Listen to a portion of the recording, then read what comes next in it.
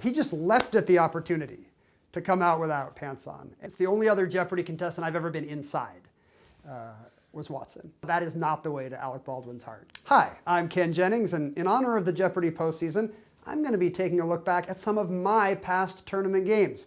Buckle up, you're in for a ride. We're starting with the Ultimate Tournament of Champions from 2005. Oh, look at this. Alex without his pants on. No, we don't want this framing. Pull back. America wants to know, boxers or briefs? Ken, Brad, and Jerome wanted to relieve some of the tension, and they said we must do the program without trousers. I like that his socks are pulled all the way up. Look at that. None of us did our part. That was a genuine surprise. I had no idea. Very nice. Back in the very early days of the show, people would have to walk out, and we were just kind of ruining the fact that we were all wearing nice pants, but for no real reason. We were joking about how, next time we'll just do the show without pants. It'll be so much simpler. Nobody said anything about Alex not wearing pants. He just leapt at the opportunity to come out without pants on, and it's one of my all-time favorite moments on the Jeopardy stage. These names of two original Mercury astronauts who orbited Earth in May of 1962 and May of 63 are also occupations. 30 seconds. So I really should have had this. Who are Cooper and Shepard? Go Brad. No. Alan Shepard? At this point, I'm not just being a good sport. It's very clear that Brad has already won at this point. That will cost you how much? I'd seen The Right Stuff a million times. I should have known Scott Carpenter was the other one. And I think to add insult to injury, Brad got it. And that gives you a three-day total of $34,599.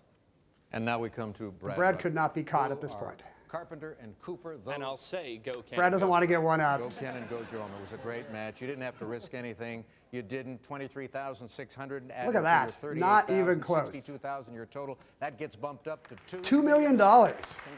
Those were the days, prize budget-wise. Now the biggest quiz or game show money winner in television history. And Ken is still up there too. He's the number 2. Alex tried to stick up for me there. Ken's still up there somewhere. Not at the top, but of all the people, I was the most worried about Brad. That guy always found a way to win. Just the most remarkable tournament player ever. No matter what was going against him, he would come up with the Final Jeopardy response when he needed it, or he would get the daily double. He would make things go his way, just by force of will. It was incredible to watch. Up next is the IBM Challenge. I was sitting in my office at home, and the call was from one of the producers of Jeopardy. They said, Ken, IBM actually would like to follow up their chess-playing success, Deep Blue, with a Jeopardy-playing algorithm. Would you want to come on the show and play against the computer? And I said yes before the sentence was even over. It just seemed exciting. It seemed like the future. Robots are going to be playing on game shows. I don't want to miss that. I will heroically represent the human race on Jeopardy against the machines. I was pretty sure I was going to win. Didn't work out that way. Oh, I like this clue, because Watson doesn't look good here. It's U.S. cities. The one thing we all know is it's a U.S. city, and Watson says, what is Toronto? What is Watson announces his plans to invade Canada. The very first time they plug him in, he almost causes an international incident. Ken Jennings now, 18,200 going in. Bram Stoker is what we're looking for, and we find who is Stoker. I, for one, welcome our new computer overlord. And your wager. So I stole a Simpsons joke. The wager was $1,000. That takes you up to $19,200. Nothing I could do there. Yesterday wasn't so. Because Watson had $4,800. a big lead in the first game. $4,000. Now we come to Watson, who is Bram Stoker. Look how the room goes nuts for Watson. See, this was not the Alex Trebek stage. This was like an IBM testing facility in the woods outside White Plains, New York. They had just built a little Jeopardy set in their corporate auditorium. Nobody there wanted to see carbon-based life win on Jeopardy that day. Watson wasn't actually at the next podium.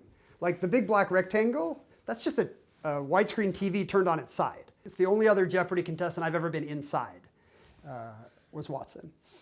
And that's still true to this day, just for the record. Next up is the Battle of the Decades. Battle of the Decades had a fun gimmick. It was like the best players from the 80s and the 90s and the 2000s. I'm representing the 2000s. It's like the Olympics, but we're time travelers instead of world travelers. Please welcome our former champion. The last time today's representative from the 2000s was on Jeopardy, he lost to IBM's Watson. When he was invited to this tournament, he thought, against humans, I can do that.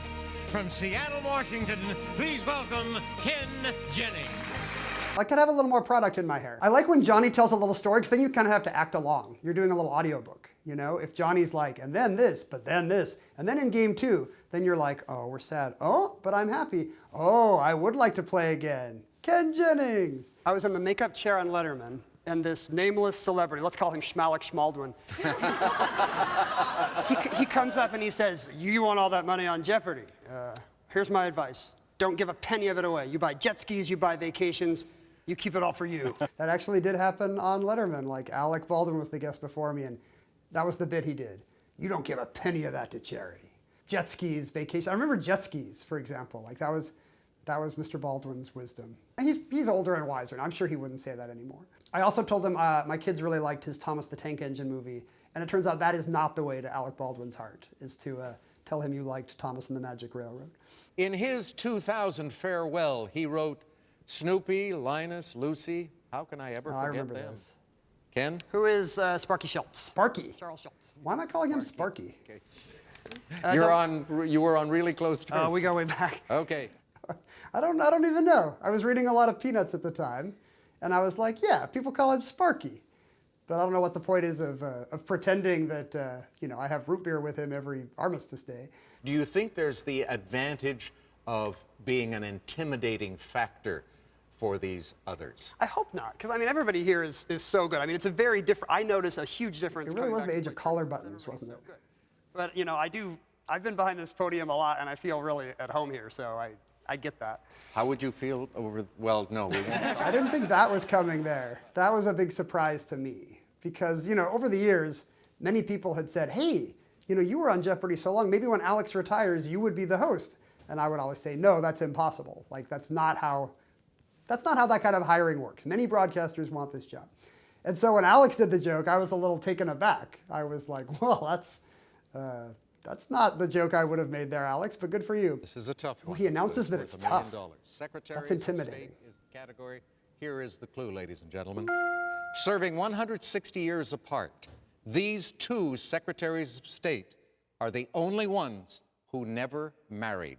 30 seconds, good luck. And I know I missed it. It took me about half the music to figure out James Buchanan was Secretary of State. And of course, he'd never married. He's famously the bachelor president. And then I only had a few seconds left to try to figure out who the other one was. And I thought, it's got to be somebody recent. Ken Jennings, it's up to you now. And the game is in my hands. Correct response for $1 million. And we don't have it, and it doesn't matter because you I said Madeleine Albright instead of Condoleezza Rice. 13,001. Brad Rutter, That was like the first time I ever really had Brad kind of where I wanted him. Like, all I had to do was get that right. And I had one of them, James Buchanan. What's still the biggest money winner on... Even Brad can't believe it. Are you kidding? You got it. And Roger and Ken, fantastic final. The more I lost to him, the more I just felt like hopeless. I was like, this guy's unbeatable. Like, why do I keep going back for this kind of punishment? Like, it's just unbelievable how he has my number. So the more he won, the more I just thought, I'm never going to beat this guy. It was the main reason I wanted to come back for GOAT, because I had still never beaten Brad. So I remember my son was in the crowd. It was the first time he had ever been old enough to come to Jeopardy. I remember when they announced the category, Secretaries of State, apparently he leaned over to, you know, the rest of my family that was there, and he was like, Dad's really good at Secretaries of State. Like, he's going to win this. And then when I got it wrong, I guess like he just kind of, it broke his little heart, and he had to be ushered out of the stage, ushered off stage crying. My parents and my family were there, really patting me on the back and saying good game, but Dilla was still shell-shocked. You can catch this year's postseason on Hulu and Peacock. We're so glad you're here. Stick around and click that subscribe button so you see all our latest videos.